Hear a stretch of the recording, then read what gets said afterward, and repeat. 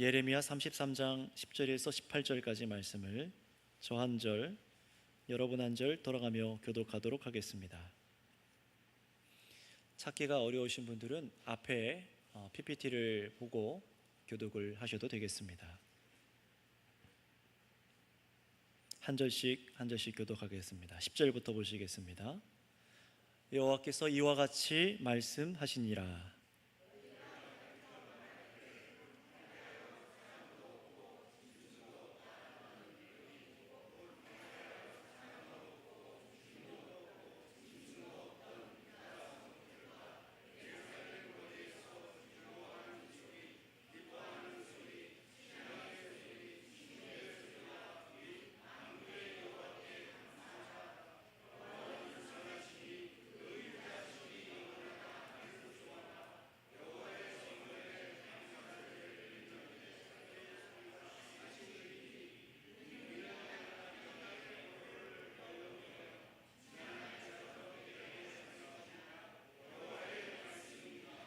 만군의 여호와께서 이와 같이 말씀하시니라.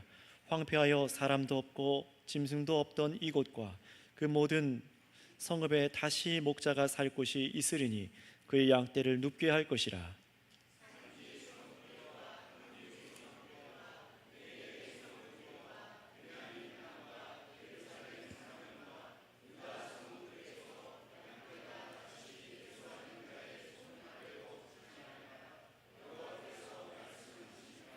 여호와의 말씀이니라. 보라, 내가 이스라엘 집과 유다 집에 대하여 일러준 선한 말을 성취할 날이 이르리라.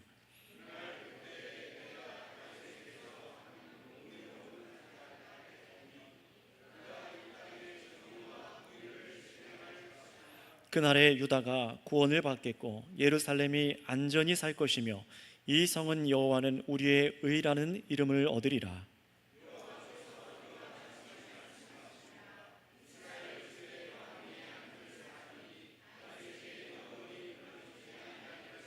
함께 있습니다.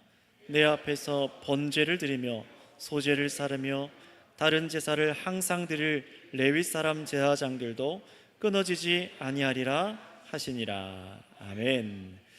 자, 오늘은 이 본문 말씀을 가지고 한 해의 전반기 또 하반기를 넘어서 영원히 우리가 인생 마친 후에도 하나님께 감사할 제목이 무엇인가, 여기에 대해서 오늘 좀 설교를 하려고 합니다. 다시 말하면 교회로 받아들여진 우리가 하나님께로 정말 하나님께 참 감사드려야 할 제목이 무엇인가를 오늘 나누도록 하겠습니다.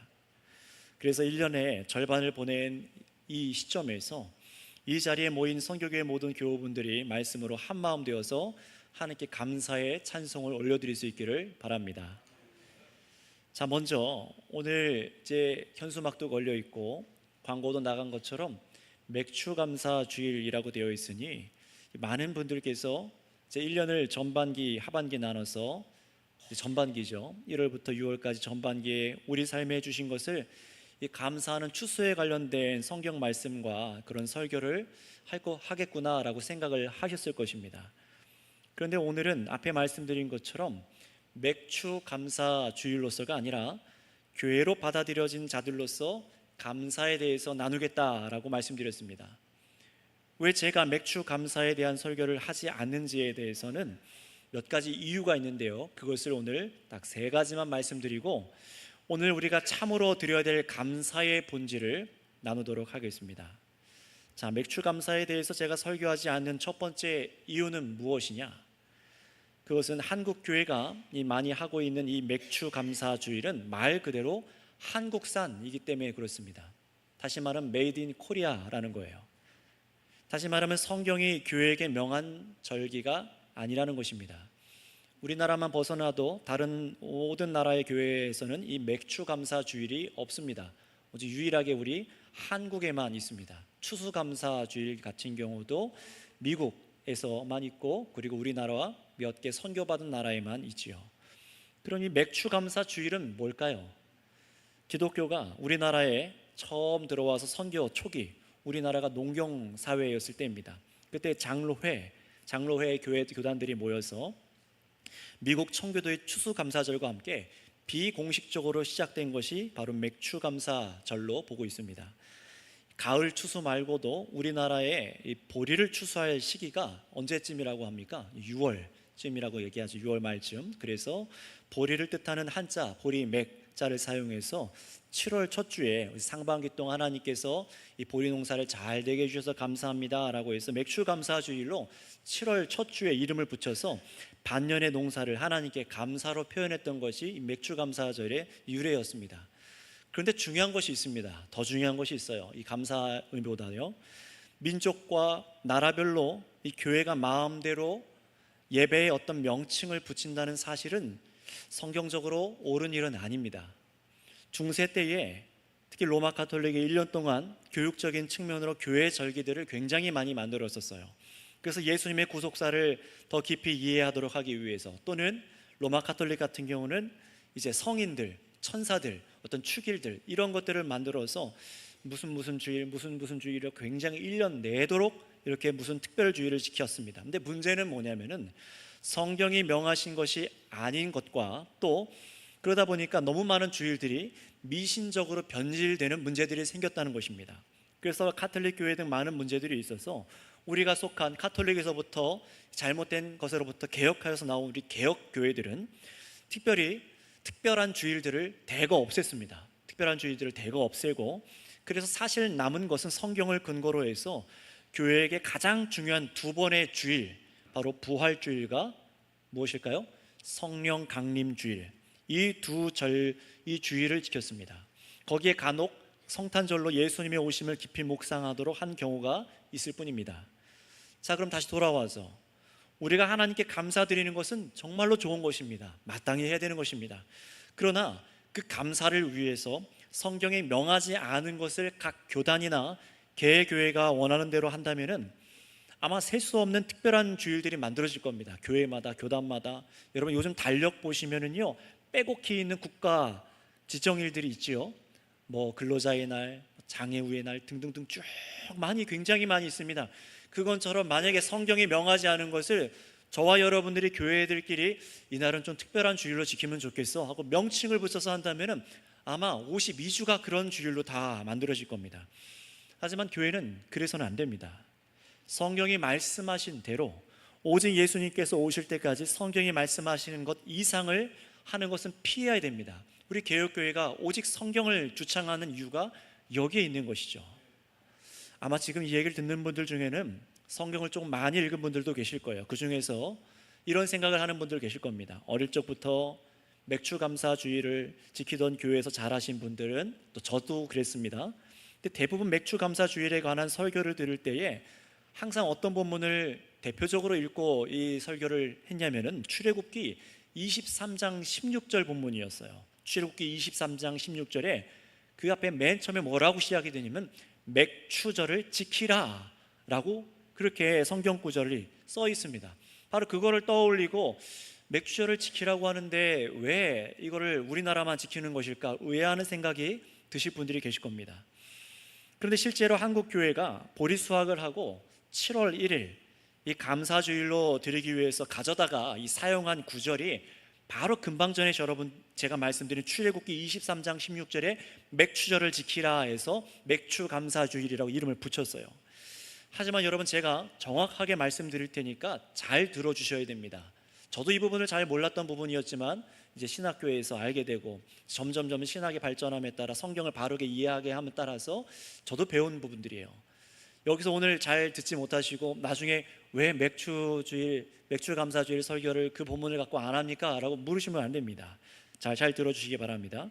이스라엘 사람들이 지킨 맥추절은요, 유대인들의 대표적인 3대 절기 안에 들어있습니다. 그 3대 절기가 무엇이죠? 유대인들의 첫 번째가 6월절, 그 다음이 맥추절, 그 다음이 수장절, 이렇게 총 3가지가 있습니다. 6월절, 맥추절, 수장절, 이렇게 세 절기가 조금씩 이름을 다르게 부르는 경우는 있지만 이 세 절기가 유대인들의 대표적인 3대 절기입니다. 무조건 지키라라고 하나님께서 명하신 절기였어요. 자, 그런데 이스라엘 사람들은요, 이 맥추절을 지키긴 했지만 우리나라처럼 맥추절은 7월 1일이 아닙니다. 더 이른 시기 언제일까요? 바로 5월입니다. 5월이 유대인들의 맥추절이었어요. 정확히는 우리가 알고 있는 절기입니다. 언제냐면 바로 5월에 있는 성령 강림 주일이 바로 유대인들의 맥추절 날짜와 동일합니다. 그렇게 이루어져 있어요. 자, 그러니 만약에 우리가 맥추절을 정말로 지키려면 우리는 몇 월 달에 맥추절을 지켜야 되는 것이죠? 5월이겠죠. 5월 달에 성령 강림 주일에 모여서 감사로 예배드리는 것이 맞을 겁니다.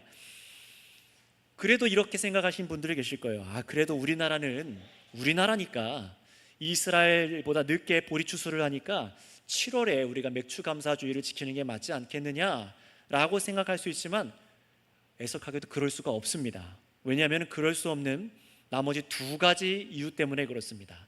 자, 두 번째 이유를 말씀드릴게요. 자, 먼저 여러분들 이 절기를 말씀드리는 것이 도대체 지금 내 인생에 뭐가 상관이 있을까? 나는 당장에 오늘 나의 삶이 중요하지 절기 별로 중요하지 않습니다. 이렇게 생각하시면 안 됩니다. 이 절기들을 이해하는 것은 하나님께서 우리를 구원하시는 것에 대해서 굉장히 긴밀하게 연결되어 있기 때문에 우리의 생명, 구원과 연결되어 있기 때문에 여러분이 아셔야 됩니다. 자, 계속해서 두 번째로 제가 맥추 감사주일 설교를 하지 않은 이유, 두 번째는 여러분 한국교회가 7월 1일 맥추 감사주일로 사용한 이 출애굽기 23장 16절의 맥추절이라는 단어는요, 사실 이 보리라는 것이 아니라 맥추, 보리라는 얘기잖아요. 사실은 히브리 원어적으로는 보리가 아니라 밀이라고 말합니다. 밀이라고 해요. 밀. 다른 거죠. 2018년도에 우리 백석대학교 구약학 교수님이 연구한 논문을 보면은요, 이 출애굽기에 사용된 히브리어 본래 단어는 이 보리, 맥추가 아니라 밀수확이다라고 말을 해요. 번역이 잘못됐다라는 거죠. 그래서 뒤에 출애굽기 34장 22절에 가면은 새 번역과 공동 번역이 굉장히 잘 번역해 놨는데요, 맥추절이라고 하지 않고 밀을 처음 거둘 때에 라고 해놨어요. 보리가 아니라 밀을 처음 거둘 때에 라고 잘 번역해 놨습니다. 그러니 이 유대인들의 첫 절기, 첫 이 수확은요, 보리가 아니라 밀이었던 겁니다. 그러니까 우리가 성경에서 가져다 사용하고 있는 맥추라는 단어를 사용할 수가 없는 거죠. 그러니 한국교회는요, 처음 잘못된 번역의 이 맥추절이라는 단어를 그냥 가져와서 우리 대한민국 실정에 맞게 지금까지 써왔던 겁니다. 그러나 안타깝게도 그 단어마저도 잘못된 번역을 인용해서 우리가 사용해 왔던 거예요. 자, 그런데 마지막 더 중요한 이유가 있습니다. 이것을 여러분이 잘 아셔야 됩니다. 세 번째, 왜 이 출애굽기 이 말씀을 갖고 추수에 대한 이 맥추감사 설교를 하지 않는지 설명드리겠습니다. 세 번째 이유가 가장 중요한데요, 왜 곡물 추수에 대한 설교를 하지 않느냐? 이거는 단지 오늘날 우리가 농경사회를 벗어났기 때문만은 아닙니다. 지금은 농경사회처럼 이제 수확철 수입이 생기는 구조가 아니죠. 이제 7월 달에 한번, 가을에 한번 이렇게 추수를 해서 그렇게 우리가 수입을 얻는 사람들이 아니라 매월 우리가 일을 해서 돈을 벌고 그럼 매월 11조와 감사로 헌금을 하고 있어요. 이미 하고 있는 겁니다. 그러니 현대사회에는 수학의 절기에 맞춰 설교할 수도 없는 것이지만 현대는 더 중요한 세 번째 이유 때문에 이 구약 성경에 명시한 맥추절을 우리는 더 이상 지키지 않습니다. 그 이유가 뭐냐? 바로 이제 맥추절이라는 절기 자체가 없기 때문에 그렇습니다. 이 맥추절이라는 절기 자체가 이제 없어졌어요. 왜 없을까요? 담임 목사나 아니면 장로님들이 모여서 당회가 없앤 것이 아닙니다. 맥추절은 누가 없애셨을까요? 맥추절을 누가 없앴을까요? 예수님께서 없애셨습니다. 맞습니다. 예수님입니다. 조금 다르게 표현하면 맥추절이 예표하던 것과 맥추절이 의미하고 상징하던 일이 우리 예수님으로 인해서 성취되었기 때문에 더 이상 절기를 지키지 않는다라는 것입니다. 예수님께서 이 땅에 오시고 십자가에 죽고 부활하셔서 성령님께서 성도와 함께하기 시작하시면서 더 이상 이제 구약의 절기들을 지킬 이유가 없어진 것입니다. 이것이 구약과 신약의 바른 이해입니다. 여러분들께서 이미 아시듯이, 이미 아실 것이라 믿고 말씀드리겠습니다. 여러분, 구약 성경할 때 구약이 무슨 의미지요? 구약, 옛 약속, 옛 언약이지요. 네, 옛 약속입니다. 무슨 약속입니까? 앞으로 하나님께서 보내실 메시아 그리스도께서 이 구원자를 통해서 하나님의 백성들을 불러 모으시고 죄를 용서하시고 회복하셔서 하나님의 나라를 이루신다는 거대한 언약, 거대한 약속이 바로 구약, 옛 약속이라서 구약이라고 부릅니다. 자, 그렇다면 신약 성경은 무엇입니까? 신약은 새로운 시대의 약속이라는 거예요. 새 언약이라는 겁니다. 예수님으로 인해서 구약 성경의 모든 말씀의 약속들이 성취되었고 이제 새 약속이 이루어지고 있음을 믿으라 라고 선포하고 있는 책이 신약 성경 말씀입니다. 따라서 여러분, 구약 성경과 신약 성경의 모든 하나님의 약속의 중심에는 누가 계신 것이죠? 예수님이 계신 거예요. 맞습니다. 그래서 2000년 전에, 지금부터 2000년 전에 하나님의 아들 예수님께서 이 땅에 오셔서 구약의 약속들을 전부 다 이루셨기 때문에 더 이상 우리는 구약의 형식들이라던가 어떤 예식들, 절기와 날들을 더 이상 지키지 않습니다. 그래서 대표적으로 바울 사도가 갈라디아 교회에게 4장 9절에서 11절에 이렇게 말했습니다. 갈라디아서 4장 9에서 11절 제가 읽어드리겠습니다. 잘 한번 들어보세요. 이제는 너희가 하나님을 알 뿐 아니라 더욱이 하나님이 아신 바 되었거늘 어찌하여 다시 약하고 천박한 초등학문으로 돌아가서 다시 그들에게 종노릇하려 하느냐. 너희가 날과 달과 절기와 해를 삼가 지키니 내가 너희를 위하여 수고한 것이 헛될까 두려워하노라. 아멘. 이게 무슨 말씀이냐면요, 구약의 약속이 예수 그리스도를 통해서 성취된 것을 선명하게 지금 깨닫고 있는 사도 바울이 쓴 기록인데요, 이것을 지금 예수님을 믿고 갈라디아 교회가 탄생했어요. 만들어졌어요.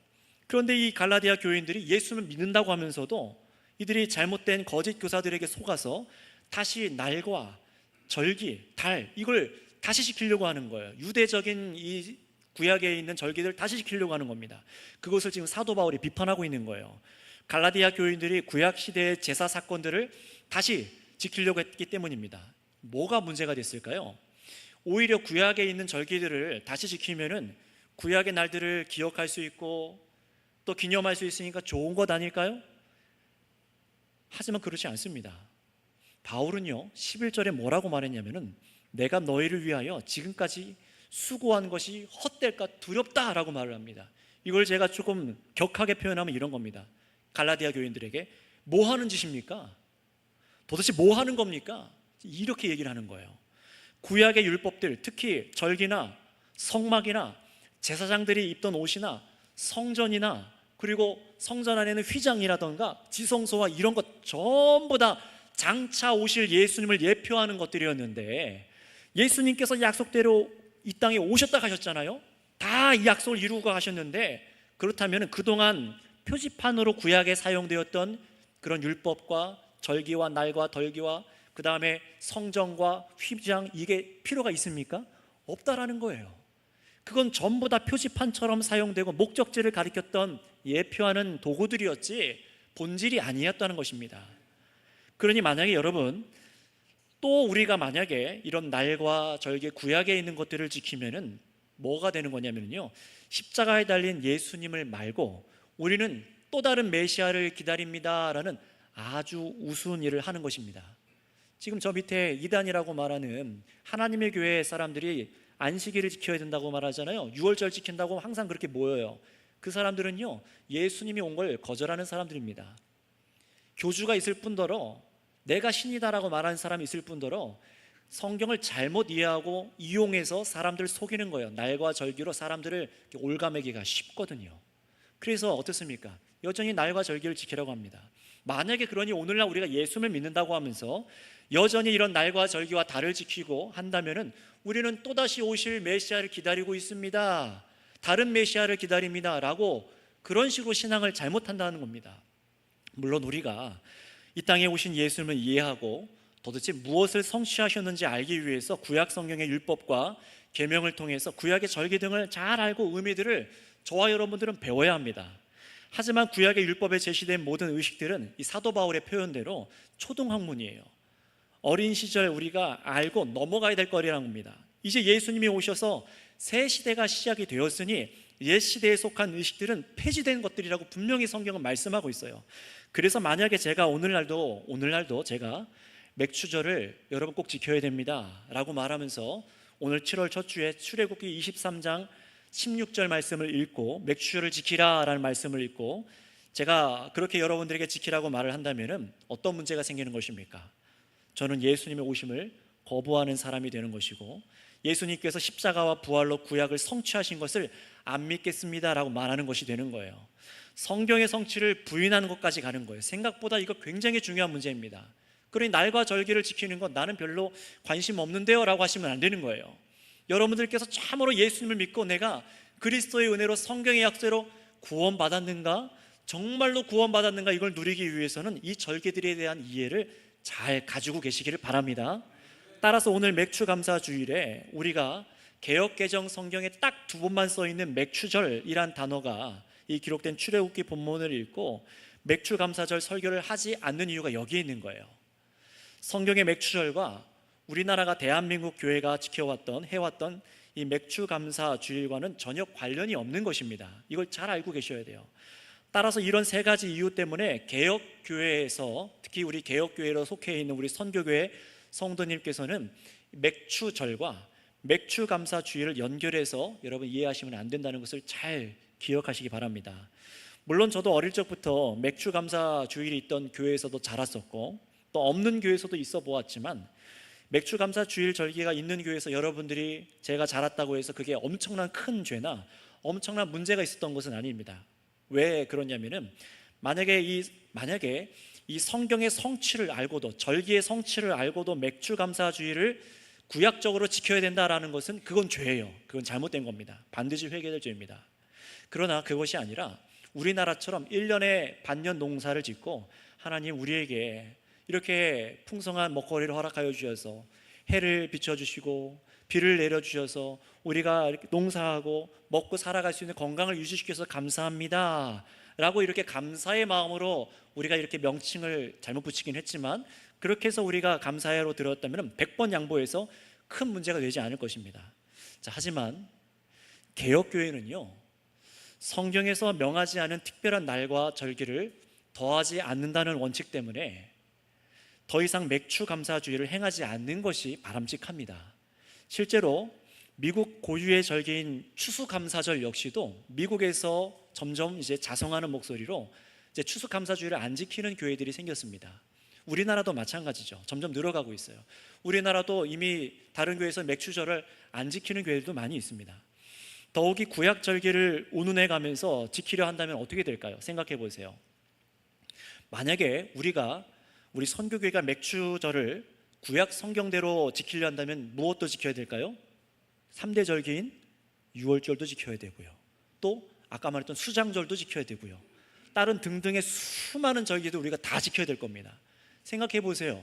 왜 유월절과 수장절은 안 지키는데 맥추절은 지킵니까? 이상하지 않습니까? 다른 절기들도 우리가 다 지켜야 되는 것 아닐까요? 왜 우리가 안 지킬까요? 바로 예수님께서 모든 절기를 성취하셨기 때문입니다. 그래서 우리는 모든 절기를, 구약적인 절기를 안 지키는 거예요. 자, 그렇다면 여러분, 오늘 설교를 시작하면서 제가 오늘 어떤 설교를 해드린다고 했습니까? 저와 여러분들이 교회로 받아들여진 우리들이 하나님께 드려야 될 마땅한 감사가 무엇이냐, 이걸 설교한다고 말씀드렸어요. 지금까지 절기를 바로 이해하기 위한 그런 설교를 한 것 같지만 단순히 그것만을 제가 말한 것이 아닙니다. 우리가 출애굽기 26장 16절에 맥추절을 잘 이해한다면요, 우리가 마땅히 하나님께 감사할 것이 무엇인지를 여러분 오늘 이 설교 가운데 보게 되실 거예요. 자, 그렇다면 여러분, 구약 출애굽기 23장 16절에 말한 이 추수의 절기인 맥추절은 과연 예수님을 통해서 어떻게 성취가 되었을까요? 이게 중요하겠죠. 이거를 알게 되면요, 하나님께서 이렇게 우리를 구원하시기 위해 작정하셨던 거구나, 이미 구약 성경부터 우리를 구원하기 위해서 이렇게 약속하고 계셨던 거구나를 알게 되시고 감사할 수 있게 될 겁니다. 자, 그렇다면 맥추절은 어떻게 성취되었을까요? 이거를 알기 위해서 맥추절과 함께 명시된 유대인 절기, 아까 무엇이라고 말씀드렸죠? 유월절, 맥추절, 그리고 수장절이 어떻게 우리 가운데 이루어졌는지 이것을 간략하게 말씀드리겠습니다. 자, 먼저 유월절입니다. 첫 번째 유월절은 무엇입니까? 유월절은 이스라엘 백성이 출애굽하면서 어린 양을 잡아서 그 피를 문 설주와 임방에 발랐지요. 그리고 밤새도록 그 양을 다 잡아먹었어야 돼요. 하나님께서 명령하신 겁니다. 그렇게 해야지만 죽음을 면할 수 있다라고 하나님께서 명령하신 것이었어요. 이게 뭘 의미하는 것이었습니까? 그 의식이요, 유월절 의식이요, 유월된다, 죽음이 넘어간다라는 의미예요. 영적인 죄의 노예에서 해방되기 위해서는 반드시 죄에 대해서 사람이 죽어야 된다는 거예요. 죄에 대한 생명의 상징인 피 값이 지불되어야 된다는 겁니다. 바로 우리의 죄가 피로서 씻겨야 된다는 겁니다. 이걸 상징하고 있던 것이 바로 유월절 어린 양을 잡아먹던 그런 관습이었습니다. 절기였어요. 그런데 이 유월절 절기는요, 이제 예수님을 통해서 성취돼서 우리가 더 이상 지키지 않습니다. 왜 그렇습니까? 예수님께서 유월절 어린 양이 되셔서 십자가 위에서 자신의 피를 쏟으시고 자신의 몸을 찢기셔서 다 내어주셔서 단번에 영원한 제사를 드려주셔서 유월절은 성취되어진 줄 믿습니다. 이미 예수 그리스도로는 성취된 거예요. 예수를 믿는 저와 여러분들은 그래서 더 이상 유월절 양을 잡아먹을 필요가 없습니다. 유월절을 지킬 필요가 없습니다. 유월절에 십자가에 매달려 죽으신 그 예수님을 내 안에 믿음으로 나는 그리스도와 함께 연합해서 피 흘리고 죄가 씻겨지고 내가 새 사람으로 거듭나게 된 것을 믿으시기 바랍니다. 이것이 유월절이 성취된 거예요. 자, 두 번째, 맥주절은 무엇일까요? 어떻게 성취되었을까요? 맥주절은 바로 성령 강림 주일로 성취되었습니다.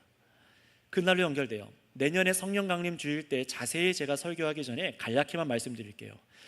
구약의 맥주절은 이게 볼이던 그게 밀이던 출애굽해서 자유를 얻게 된 백성들이 처음 추수의 감사, 하나님 우리를 추수해 주셔, 이 추수의 은혜를 허락하셔서 감사합니다, 이 감사함으로 드리도록 하는 절기였거든요.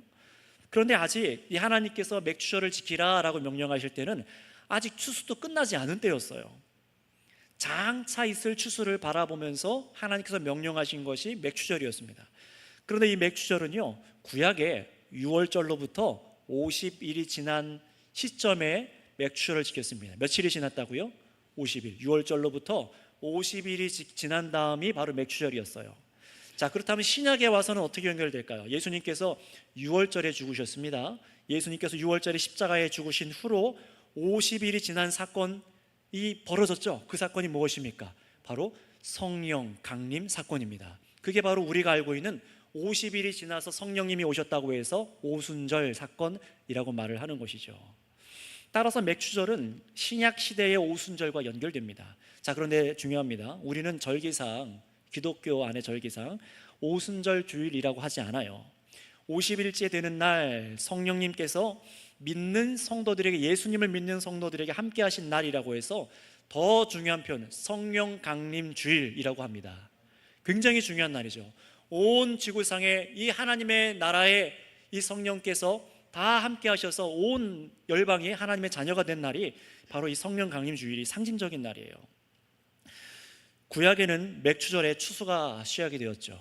근데 이제 신약에 와서 예수님을 인해서 어떤 추수가 일어난 것입니까? 곡물이 아니라 열방에 믿는 성도들을 거둬들이는 추수가 일어나기 시작한 것입니다. 이것을 상징하는 것이 바로 맥주감사절 그리고 성령 강림 주일입니다.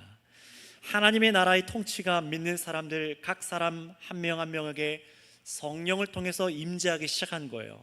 다시 말하면요, 예수님의 십자가의 보혈을 믿어서 죄의 노예에서 우리가 풀려난 겁니다. 영적인 출애굽이 일어난 겁니다. 그것도 유대 민족만이 아니라 온 땅의 열방에 펼쳐진 이 구원받은 성도들을 하나님께서 한 명 한 명 불러 모으기 시작한 겁니다. 이걸 뭐라고요? 한번 따라 하시겠습니다. 영적인 추수가 시작되었습니다. 네, 이 맥주감사주일이 의미하는 바가 이것이었어요. 영적인 추수가 일어날 것이다, 이것을 예표하고는 것이었습니다. 바로 예수님을 통해서 우리가 추수받아서 하나님의 백성이 되어진 줄 믿습니다. 바로 이걸 우리가 감사해야 되는 거예요. 마지막으로 수장절입니다. 수장절은 이제 이스라엘 백성들이 약속한 땅 가나안 땅에 들어가서 이제 농작물을 지을 거 아닙니까? 그리고 나서 추수하고 나서 연말이 됐을 때 전부 그 곡식을 다 걷어다가 전부 다 창고에다가 넣어두는 날이 바로 수장절이었습니다. 곡식을 보관하다 수장절입니다. 자, 그런데 그 수장절은 무엇을 예표할까요? 바로 예수님께서 이 땅에 재림하실 때에 예수님으로 인해서 완전한 추수가 일어난다라는 것을 보게 하는 것이 바로 수장절입니다. 다시 말하면 모든 하나님의 백성을 완전하게 불러 모으신다라는 거예요. 결국 예수님을 통해서 구약의 3대 절기는 성취되었고 성취 중에 있습니다. 따라서 성도 여러분, 우리가 드려야 될 참된 감사는 무엇입니까? 드디어 오늘 본문에 우리가 읽은 본문의 의미를 알고 이 절기를 이해하는 것을 더해서 오늘 우리가 하나님께 감사를 드리기 원해요. 자, 우리 본문 10절에서 11절 말씀 한번 읽어보도록 하겠습니다. 드디어 10절 11절 한번 읽어보겠습니다. 같이 읽겠습니다. 시작. 여호와께서 이와 같이 말씀하시니라. 너희가 가르쳐 말하기를 황폐하여 사람도 없고 짐승도 없다 하던 여기 곧 황폐하여 사람도 없고 주민도 없고 짐승도 없던 유다 성읍들과 예루살렘 거리에서 즐거워하는 소리, 기뻐하는 소리, 신랑의 소리, 신부의 소리와 및 만군의 여호와께 감사하라. 여호와는 선하시니 그 인자하심이 영원하다 하는 소리와 여호와의 성전에 감사제를 드리는 자들의 소리가 다시 들리리니 이는 내가 이 땅에 포로를 돌려보내어 지난 날처럼 되게 할 것임이라. 여호와의 말씀이니라. 아멘. 자, 이 말씀을 여러분이 이해하도록 잠깐 설명드리겠습니다. 이스라엘 백성들이요, 하나님께 범죄해서 바벨론에 의해 멸망당하고 그리고 포로로 끌려가서 70년 동안 이방 생활을 해요. 포로 생활을 합니다. 그런데 하나님께서는요, 이 예레미야 선지자를 통해서 하나님의 말씀을 전하게 하세요. 33장 3절에 보면은 하나님께서 너는 내게 부르짖으라. 크고 은밀한 일, 비밀한 일을 내가 너희에게 알게 하리라 라고 말씀하세요. 그 크고 비밀한 일이 뭐냐면은 바로 오늘 저와 여러분들이 읽었던 이 말씀들입니다. 당시에 포로로 끌려간 이스라엘 백성들이 아주 포로가 되고 완전히 망한다는 것이 아니라 70년 만에 회복해서 돌아올 것이다. 이게 비밀이었어요. 그래서 다시 하나님의 백성들이 돌아와서 번성하고 감사함이 넘치게 될 것이다. 이 말씀이 금방 읽은 10절 11절입니다. 자, 그래서 11절 한번 보시면요, 황폐했던 예루살렘에 어떤 소리가 납니까? 즐거워하는 소리, 기쁜 소리, 신랑의 소리, 신부의 소리가 막 들려요. 무슨 말입니까? 다 돌아와서 언제 결혼합니까? 편할 때 결혼하잖아요. 다시금 이제 정말 평온함이 시작되고 신랑 신부가 결혼해서 축제의 소리가 나는 거예요. 회복이 일어나는 겁니다. 막 감사의 소리가 넘친다는 거예요. 여러분, 실제로 역사적으로 이스라엘 백성들이 70년 동안 포로 생활을 했었습니다. 그래서 바벨론 포로 70년 만에 BC 537년부터 시작해서 예루살렘으로 BC 444년에 드디어 예루살렘 성전을 다시 재건하기 시작해요. 그때부터 하나님이 예언한 말씀이 성취됐던 거죠.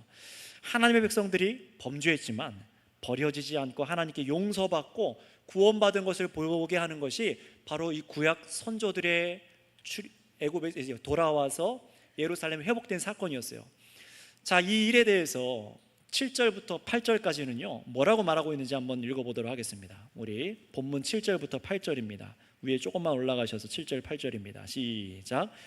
내가 유다의 포로와 이스라엘 포로를 돌아오게 하여 그들을 처음과 같이 세울 것이며 내가 그들을 내가 범한 그 모든 죄악에서 정하게 하며 그들이 내게 범죄하며 행한 모든 죄악을 사할 것이라. 아멘.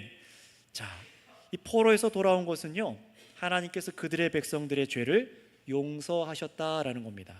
그런데 여러분, 이 하나님의 회복의 말씀이 당시 이스라엘 유대인들에게만 일어난 것이 아닙니다. 예레미야를 통해서 하나님께서 주신 이 선지자의 말씀은요 대략 무엇을 항상 의미를 내포하고 있냐면 과거와 현재와 미래 세 가지로 다 보셔야 됩니다. 과거는 뭘 의미하냐면 창세기 아브라함에게 주셨던 열방의 하나님의 백성을 세우겠다라는 약속이고요, 현재는 바로 그 당시에 이스라엘 유대 백성들이 포로에서 귀환된 것을 말하는 것이고요, 세 번째 미래는 무엇을 말합니까? 바로 예수님을 통해서 온 세상의 열방이 하나님께로 돌아오고 회복될 것이다 라는 아주 놀라우고 심오한 메시지가 이 선지자적 메시지예요. 지금 저와 여러분들에게도 해당되는 말씀이라는 겁니다. 이게 지난 주일 밤 이두성 목사님이 골로새서 말씀을 설명하면서 설교했던 그리스도 비밀입니다. 여러분이 지금 만약에 이 오전 설교를 듣는데 또 이 설교가 너무 어렵게 느껴지신다면 여러분은 사도 바울의 표현처럼 아직 딱딱한 음식을 먹지 못한 어린아이와 같은 상태라는 거예요. 그러나 여러분, 거기서 멈추지 마시고 더욱 이 말씀을 알고 이해하기 힘쓰셔서 하나님의 은혜를 찬양하시기를 바랍니다. 자, 그럼 계속해서 이 예레미야 선지자의 말씀은 먼저 이스라엘 백성들이 포로에서 돌아와서 회복되고 기쁨으로 성취가 됐어요. 하나님께 얼마나 감사했겠습니까? 포로로 끌려가서 노예 생활하다가 다시 예루살렘으로 돌아와서 성전을 재건하고 찬양하고 하나님을 제사하고 경배하고 얼마나 기뻤겠어요. 그렇지 않겠습니까?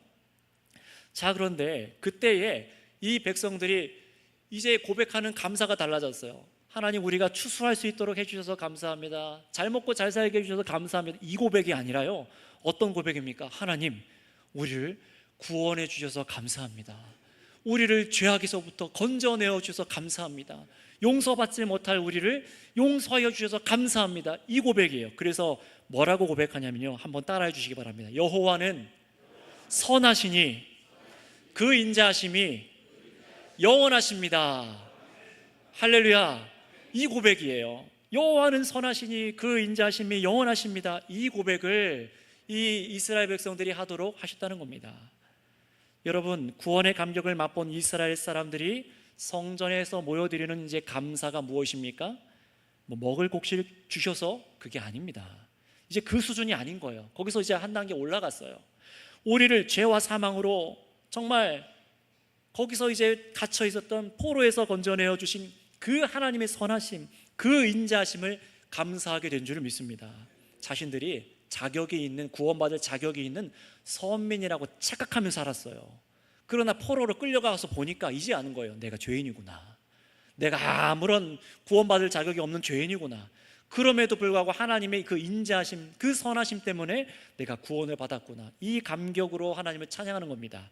자, 우리 15절 말씀 한번 읽어보도록 하겠습니다. 본문 15절입니다. 그런데 이 말씀이 유대인들을 향한 감사가 아니라 누구에게까지 이 말씀이 해당되는지 우리 15절 말씀 읽어보겠습니다. 시작.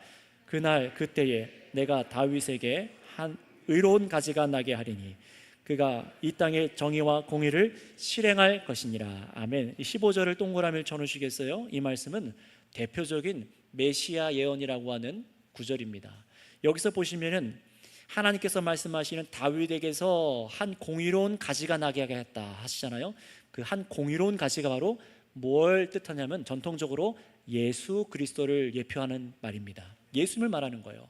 훗날에 열방의 구원자로 오실 하나님께서 세우실 영원한 왕 예수님을 말씀하시는 겁니다. 그래서 이 15절 말씀은요, 먼저는 당시에 포로로 돌아올 때 이스라엘 백성들에게 적용도 됐었지만 이 예레미야 선지자를 통해서 주신 회복의 약속은요, 더 먼 데까지 비추는 거예요. 누구에게까지 비춰졌습니까? 바로 우리입니다. 할렐루야. 우리에게까지 비춰진 말씀이에요. 누구까지 회복하고 죄를 용서하고 감사의 제사를 하나님께 드리도록 만드셨다고요? 바로 저와 여러분, 예수님을 믿은 교회입니다. 지난번 세례받은 성도님들과 예수님을 그리스도로 믿어서 하나님께 받아들여진 저와 여러분들에게 행하신 말씀이라는 거예요. 정말로 그런지 조금 더 내려가셔서 16절, 17절 말씀을 읽어볼까요? 16절, 17절입니다. 본문 시작. 그날에 유다가 구원을 받겠고 예루살렘이 안전히 살 것이며 이 성은 여호와는 우리의 의라는 이름을 얻을 것이리라. 여호와께서 이와 같이 말씀하시니라. 이스라엘 집의 왕위에 앉을 사람이 다윗에게서 영원히 끊어지지 아니할 것이며. 아멘.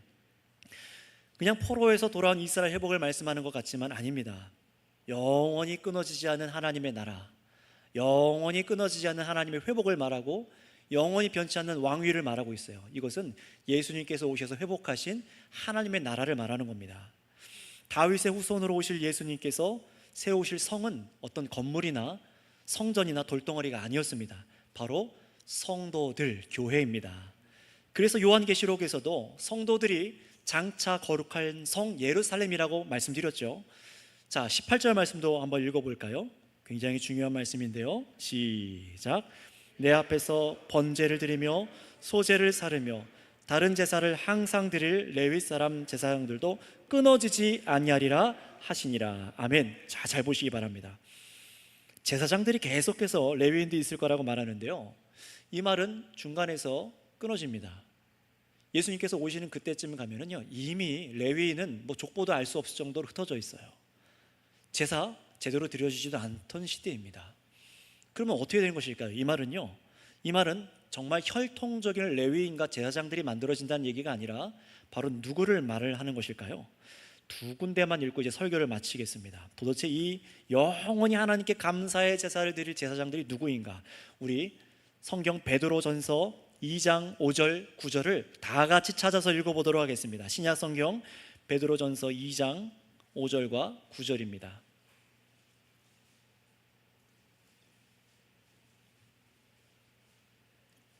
이 예언의 말씀이 하고 있는 영원한 제사장이 누구인가? 우리 베드로전서 2장 5절 말씀을 한번 같이 읽어보도록 하겠습니다. 찾기 어려우신 분들은 귀로 잘 들어주시기 바랍니다. 베드로전서 2장 5절입니다. 시작. 너희도 산돌같이 신령한 집으로 세워지고 예수 그리스도로 말미암아 하나님이 기쁘게 받으실 신령한 제사를 드릴 거룩한 제사장이 될지니라. 아멘. 거룩한 제사장이 될지니라. 누가요? 너희도. 바로 우리입니다. 예수를 믿어 죄 용서받은 성도가 제사장이라는 거예요. 특별히 목회자만 제사장적 기능을 하는 사람이 아니라 성도 여러분이 예수 그리스도 안에서 교회가 용서받은 하나님의 백성 되어서 하나님께 영원한 제사를 드릴 제사장이라고 말을 하는 것입니다. 다음 말씀을 통해서 더 분명하게 믿으시기 바랍니다. 우리 2장 9절입니다. 2장 9절입니다. 시작. 그러나 너희는 택하신 족속이요 왕 같은 제사장들이요 거룩한 나라요 그의 소유가 된 백성이니 이는 너희를 어두운 데서 불러내어 그의 기이한 빛에 들어가게 하신 이의 아름다운 덕을 선포하게 하려 하심이라. 아멘. 여러분, 이 말씀을 기뻐하고 감사하시길 바랍니다. 우리는 예수님 때문에 하나님께 소유된 영원한 백성이 되었습니다. 영원한 하나님의 왕 같은 제사장이요 소유된 백성으로 되었다고 말씀하시는 거예요. 이게 얼마나 큰 복인지 모릅니다. 우리를 죄와 사망의 어둠 속에서 영원한 지옥 심판하는 비참한 어둠 속에서 들어갈 우리를 불러내어 주셨어요. 도대체 우리가 뭘 잘했길래, 하나님께 무엇을 잘 보였길래 우리를 건져내어 주셨습니까? 없습니다. 저와 여러분들은 이전에 하나님을 몰라서 범죄하고 우상을 섬기고 꺼지지 않는 지옥불에 영원히 심판받아도 할 말이 없는 마음이 부패한 사람들이었습니다.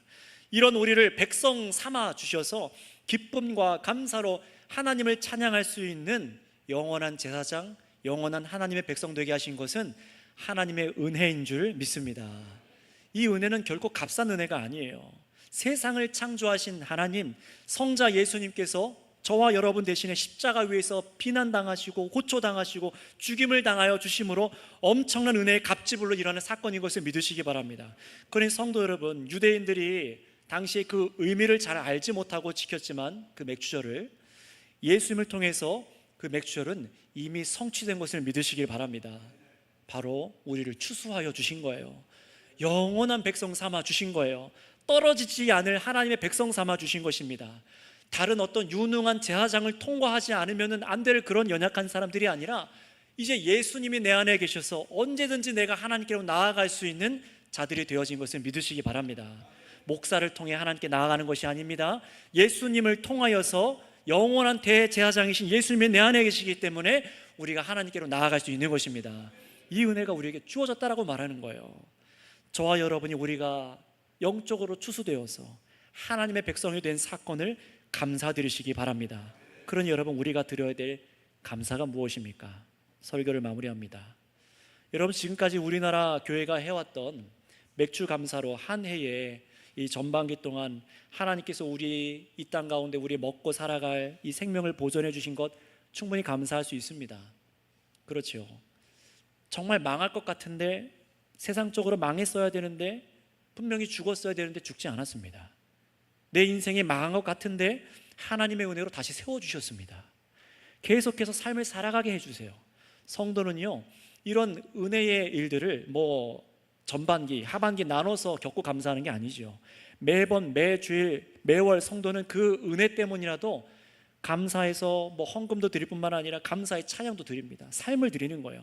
그러니 여러분, 상반기 감사로 맥주 감사주일, 또 하반기 감사로 추수 감사주일 따로 드리지 않더라도 충분히 감사로 여러분 헌금을 드리시던 기도와 찬양으로 고백하고 마음으로 믿고 살아가시길 바랍니다. 그러니 지금 우리가 전반기를 지나며 감사하는 것이 이 반년 동안 우리를 이 땅에서 우리 몸에 연관된 삶을 인도해 주신 그 은혜에 감사합니다. 이것도 감사의 제목을 하나님께 영광 돌릴 수 있겠지만, 이제는요, 그것보다 더 한 차원 높은 감사를 드리자고요. 더 중요한 감사의 제목은 무엇입니까? 바로 예수님의 십자가 공로로 인해서 하나님께서 나를 용서하여 주셔서 구약의 모든 절기들이 예표하는 것처럼 예수님께서 나를 영원한 백성 삼아 주신 것을 감사하시기 바랍니다. 이 얼마나 역사를 초월한 하나님의 구원의 계획입니까? 이 얼마나 큰 하나님의 구원의 계획입니까? 어느 날 한시에 여러분을 구원하신 것이 아니라, 여러분의 공로를 봐서 너 잘하는구나 하고 구원하시는 것이 아니라, 태초부터 하나님께서 약속하여 주셔서 그 절기들로 예표하여 주셔서 우리를 이미 택하시고 그리스도의 공로로 용서하여 주셔서 우리를 받아주신 줄을 믿습니다. 이 은혜는 전반기가 가도 하반기가 가도, 아니 이 땅의 삶을 다 살아도 영원토록 하나님께 감사해야 될 감사일 줄 믿습니다. 그러니 올해 여러분을 교회로 불러주셔서 하나님의 말씀을 듣게 하여 주신 것을 감사하시기 바랍니다. 죄인인 나를 그리스도로 용서하여 주신 은혜가 믿어지게 하여 주시고, 나 같은 연약한 자를 하나님의 백성 중에서 떨어져 나가지 않도록 믿음 보존하여 주신 은혜에 감사하시고, 또 성경 역사 전체를 관통하는 이 엄청난 구원의 역사 속으로 나를 불러주셨다는 이 은혜에 감사하셔서 이 땅에서만이 아니라 영원한 천국에서 이 복음을 누릴 수 있는 은혜가 다 있으시기 바랍니다. 그래서 항상 우리의 고백이 무엇이어야 될까요? 하나님 아버지의 선하심과 인자하심이 영원하십니다 라고 고백할 수 있는 우리 모두가 되어주시기를 바랍니다. 기도하겠습니다. 이 시간 우리